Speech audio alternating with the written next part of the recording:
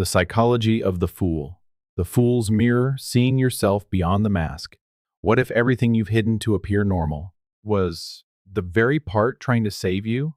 For centuries, the figure of the fool has danced on the edge of society, mocked, misunderstood, yet strangely enduring across myths, psychology, and literature. The fool appears again and again not as a symbol of ignorance, but as a gateway, a mirror. He speaks when others stay silent, he falls, but never pretends he reveals the madness of the world through his own. But in a world obsessed with logic, order, and appearances, what happens to the fool within us? This is not a story of stupidity. It's a story of sincerity, courage, and rediscovering the self that existed before fear, judgment, and performance took over. If you've ever felt out of place, too sensitive, or too different, this journey is for you. Because sometimes, only the fool knows the way home. The fool in psychology is not a symbol of incompetence. He represents transformation. The parts of ourselves we deem weak, foolish, or strange if we listen to and accept them can be the very clues that lead to healing and personal awakening. That is where the journey of inner freedom begins. So, if you ever feel a foolish voice within you trying to speak, don't silence it too quickly. Listen. Because it may be that the fool inside you holds the greatest secret of all, how to truly live, how to truly be human. When wisdom hides behind a foolish form, to most people, the fool appears out of place, irrational, sometimes even a laughingstock. But there is a profound paradox we rarely dare to confront. In many cases, that foolish form is actually the disguise of a deeper, harder to measure kind of wisdom. History holds countless examples of people branded as mad or ridiculous simply because they lived more truthfully than others. They didn't speak in cliches, didn't bow to social norms, and didn't care to please the crowd. Yet it is those very individuals like Socrates, Don Quixote, or Prince Myshkin in Dostoevsky's work who touched upon truths most people avoid. Carl Jung called such individuals those who know they don't know. They possess a kind of humble, lucid intelligence, which stands in contrast to the arrogance of so-called social knowledge. A person too certain in their understanding shuts the door to learning, but the fool aware of their clumsiness remains open to the new, the strange, the unknown. Shakespeare's famous line echoes as a bitter reminder, "The fool doth think he is wise, but the wise man knows himself to be a fool." The fool here is not ignorance. It is the spirit of freedom that transcends the illusion of control. The fool doesn't play a role, he lives truthfully. He doesn't hide confusion. He dares to admit both his weakness and his mistakes. And that is the root of all true wisdom, not knowledge itself, but the willingness to understand even when that means being dismissed, even ridiculed as a fool. The real question then is not, how can I avoid being seen as a fool? But rather, do I dare to live so truthfully that others might call me a fool? The two faces of the fool, innocent naivete and conscious pretending. When we speak of the fool, most people think of one type, naive, ignorant, clumsy in speech and behavior. But in the deeper realms of psychology and culture, the fool wears not one face, but two. These two types may seem opposed, but they are deeply connected. The innocent may stumble upon truth by accident. The self-aware fool hides piercing clarity beneath a mask of awkwardness. Either way, they are outsiders, and it is precisely because they do not belong at the center that they can see what the center works so hard to conceal. The question is, how many people in society are pretending to be normal just to be accepted? And how many are brave enough to pretend to be fools just to be themselves? The dark side behind the smile, the tragedy of the clown. We laugh at clowns, at stage stumbles, at silly jokes. But few of us ever pause to ask, what lies behind the bright makeup and the stretched-out smile of a clown? The answer, sadly, is not always joy. The phenomenon known as the sad clown paradox reflects a deep psychological reality. Many who bring laughter to the world are those who suffer the most inside. The smile becomes a mask. Laughter becomes a shield humor, rather than mere entertainment, turns into a defense mechanism to push away unspeakable emotions. In today's society, where people are constantly expected to be okay, to be cheerful, to be strong. The fool, or the clown, becomes the one who bears the weight of the collective shadow. He is allowed to go mad, to fall, to fail because it's all just part of the act, but behind the curtain, when the lights go out, what remains is loneliness, emptiness, and wounds no one knows exist. Coulrophobia, the fear of clowns, may seem irrational, but it can actually be an instinctive reaction to inner contradiction, a smiling face with eyes that don't smile, a ridiculous costume that carries the weight of tragedy, as Kierkegaard once wrote. When the backstage is on fire, the clown comes out to announce it, but the audience just thinks it's part of the show. Have we grown so used to living in a society where pain is only allowed to exist when dressed up? Have we learned to hear truth only when it's delivered through laughter? Next time you see someone always playing the clown in a group, try looking a little deeper. Perhaps they're trying to laugh for you, because no one ever taught us that being sad is also a human right. The fool and the trickster, drawing the line between sincerity and strategy. The fool and the trickster often appear side by side in folk tales, theater, and cultural symbols. Both make us laugh, both break the mold, but don't be fooled by appearances. One may be foolishly sincere, while the other dangerously cunning. The most distinct difference lies in their intent. The fool laughs to live, to connect, to illuminate truth. The trickster laughs to conceal, to manipulate, to win. One makes you laugh with them. The other makes you laugh only to realize too late that you were the target. The trickster, a classic figure in mythology and psychology, uses intelligence to trap others. He hides behind a playful mask, speaks in half-truths, helps and harms in equal measure. In contrast, the fool acts from the heart. Though light-hearted to the point of seeming naive, he does not seek control. He invites you to lower your guard, not to exploit, but to set you free. The trickster may take pleasure in others' suffering, what the Germans call Schadenfreude. The fool, however, chooses to laugh at himself, to dissolve boundaries and bring people closer. He is not afraid of looking silly, because that very silliness fosters the deepest human connection.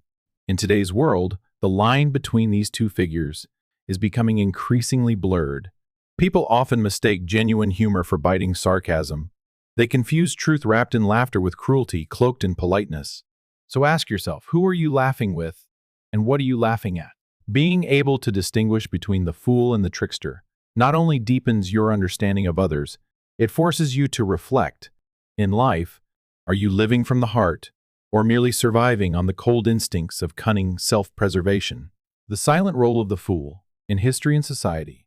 When we recall the great turning points in history, we think of kings, generals, or great philosophers. Rarely do we remember the fools, those jesters who stood outside the spotlight, laughing amid chaos.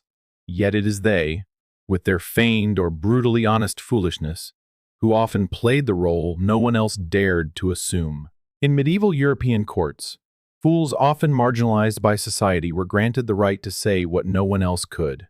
They were allowed to mock kings, tease clergy, and challenge conventions. But behind the laughter was truth. And even when truth is dressed in humor, it can still make power tremble. The Feast of Fools, once celebrated by lower-ranking clergy, was a ritual of temporary inversion. On that day, social order was turned upside down, the marginalized were given a voice, faith was ridiculed, and hypocrisy was laid bare through satire.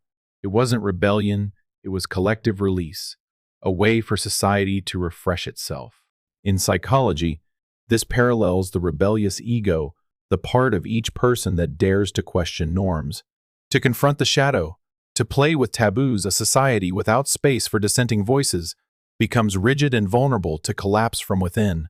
The fool, in the deepest sense, is the consciousness filter of the community. He touches the forbidden, speaks the unspoken, and lives truthfully where everyone else is acting. He is the wake-up call, disguised in absurdity. Today, you may see the fool in satirists, in those who dare to tell the truth with humor, in the eccentrics cast aside, but unafraid of reality. Are you quiet enough to hear the laughter that echoes the aching truths of our time? Or are you laughing along with the crowd, unaware that you, too, are being played in the very game? The fool designed The philosophical madman in literature and legend, the fool doesn't just live in royal courts or comedy stages. He also appears in the form of mad characters in literature, those scorned by society, yet who carry profound wisdom and the ability to touch the core of human nature. Think of Socrates, the man who claimed to know nothing, and yet that very ignorance became the foundation of Western philosophy. He was condemned for corrupting the youth and sentenced to death, simply because he dared to question what people took for truth. In literature, the image of the wise fool takes many forms. Prince Myshkin, in Dostoevsky's, the idiot is a pure soul, incapable of deceit, always acting from the heart, and because of that, he is called a fool. The world around Myshkin is filled with schemes and lies, and his very presence serves as a mirror reflecting society's moral decay. Who is truly insane, him, or those desperately clinging to norms while losing their essence? Don Quixote, the knight who battles windmills, is another powerful symbol. He believes in noble ideals, loves chivalry, and yet is ridiculed as delusional. But there is irony here. Though he lives in a dream, he retains a dignity, kindness, and love that the real world has long abandoned. In fairy tales, the youngest child is often mocked as the fool, dismissed by his brothers only to become the one who saves the kingdom, finds the treasure, or wins the princess. Could it be that this foolishness is a metaphor for innocence unshackled by prejudice? The fool in literature is often the one who suffers, who is misunderstood, excluded, yet preserves the most authentic human qualities. They make us laugh, and then fall silent in reflection, because through their madness, we catch a glimpse of this truth. What society calls madness is sometimes a form of awakening not yet understood by the majority. Are you willing to step outside your mold and see yourself in the crooked mirror the fool holds up? From laughed at to liberator, the fool's redemptive journey, no one expects the fool to become a hero. And yet, history, mythology, and depth psychology tell a different story.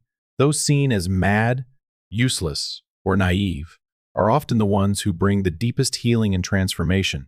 Take Parsifal the fool from the European Grail legend. He leaves his mother to pursue the dream of knighthood. Along the way, he meets the wounded king, the Fisher King, whose wound leaves him in a state of living death. One simple question, whom does the Grail serve? Could heal the king and restore the barren kingdom, but Parsifal fails to ask it why. Because he is still bound by his mother's warning, don't ask too many questions. The journey inward is never easy. Parsifal wanders for 20 years, haunted by shame and failure. But that very foolishness, that imperfection, becomes the start of maturity. And in the end, when he dares to ask the question, when he dares to do what a fool should not, he saves the entire realm. From Ivan the Fool in Russian folklore to characters in tarot and Shakespeare, we see a recurring pattern. The fool, seemingly empty-handed, holds a pure heart untainted by power or ambition. They live truthfully, love freely, and follow their intuition even when mocked by the world. This raises a powerful question. Perhaps the fool isn't weak, but courageous enough to live unguarded in a calculating world. Perhaps what makes a hero isn't superior strength or intellect, but unwavering sincerity in the face of life's storms. From laughingstock to redeemer, the fool transforms not by being better, but by staying most human. Inside each of us is a Parsifal, standing before the wounds of the world, but still hesitating to speak the healing words. The Fool's Journey, the spiritual quest of card 0, in the tarot, card number O. The fool is not a fool in the negative sense.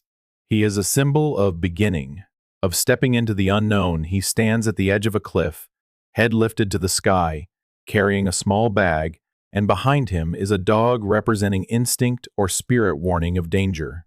But the fool is not afraid. He walks forward.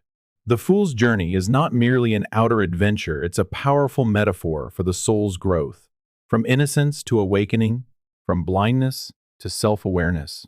Card 0 marks the start of the 22 major arcana cards, a full circle of spiritual and psychological experiences, exploring identity, shadow, and light within the human being. The unique thing about the Fool is his number, nothing, yet everything 0 is the origin, the infinite possibility, the empty space bursting with potential. Jung called it the self. the totality of the psyche, where consciousness and the unconscious connect beginning in innocence. Every person must walk through trials, falls, and transformation, only to return to the start, but no longer as the same person. This journey is like the Ouroboros, the ancient symbol of the snake eating its tail, representing the eternal cycle of life, death, and rebirth. Every fall is a lesson, every descent is a shedding of skin. And sometimes, in our most foolish moments, when we let go of control and lower our defenses, we open the door to the deepest spiritual experiences. The Fool's Journey is not some distant tale for mystics. It's your story, the time you left a stable job to pursue what you love, the moment you walked away from familiarity toward the unknown, the instant you chose honesty over safety. Where are you on that journey? Have you begun? Or are you still standing on the cliff's edge, hearing your heart's call but not yet daring to step? Entering a state of not knowing, of childlike innocence, does not mean ignorance. It is the courage to set aside the illusion of control. It is the acceptance that we do not know everything, do not understand everything, and yet we choose to move forward.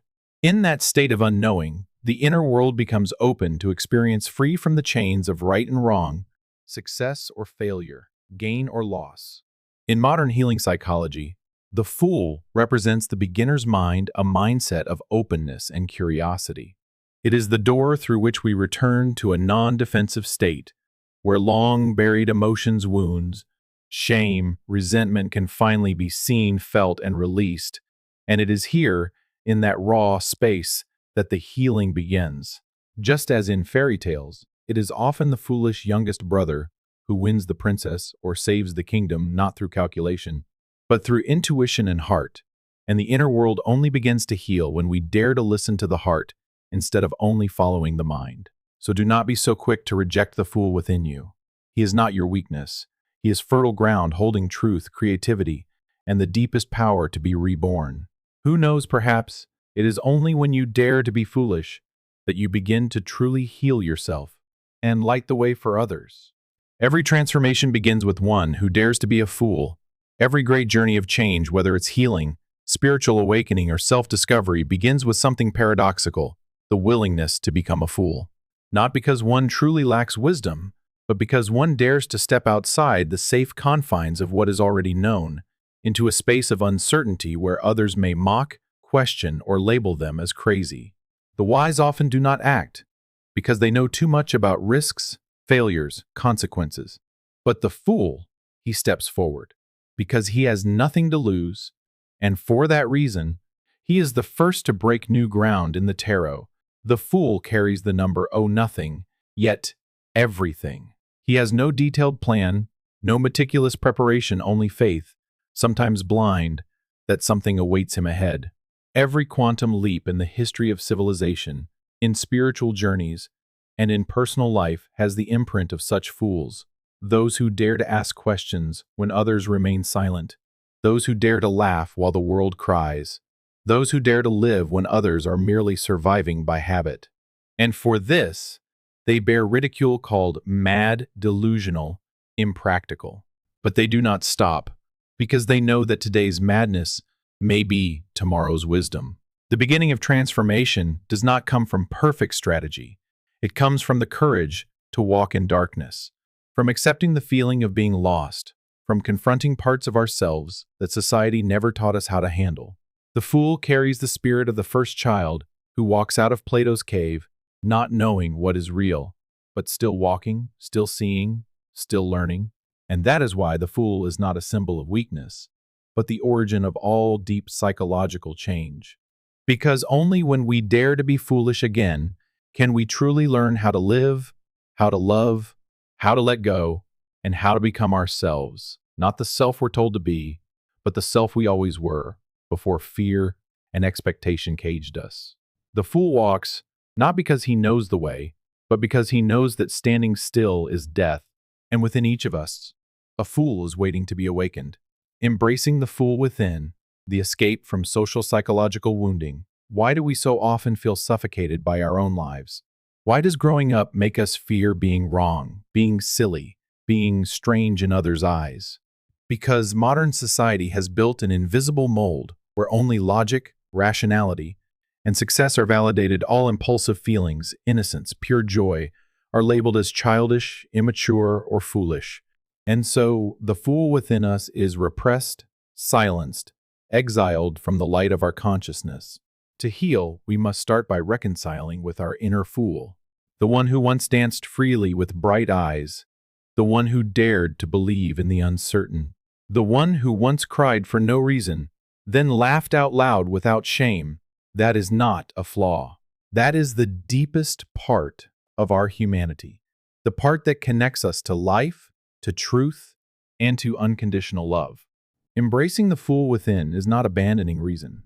It is opening the door to allow ourselves to be free, to be sensitive, to be wrong, to learn like a child growing up. When we embrace that vulnerability, we also allow others to be themselves. We stop judging, stop demanding perfection, and begin to truly understand people, understand life. Today's world is not lacking intelligence. It is lacking the courage to be sincere. And the fool with his pure heart and indifference to public opinion is the mirror that asks, how honestly are you living? How many times have you stayed silent for fear of mockery? How often have you pretended to know rather than admit you didn't? To break free from social psychological misunderstanding, perhaps it's time we stop pretending to be perfect and begin living like a conscious fool, aware of our innocence, and choosing to stay with it as the first step toward healing.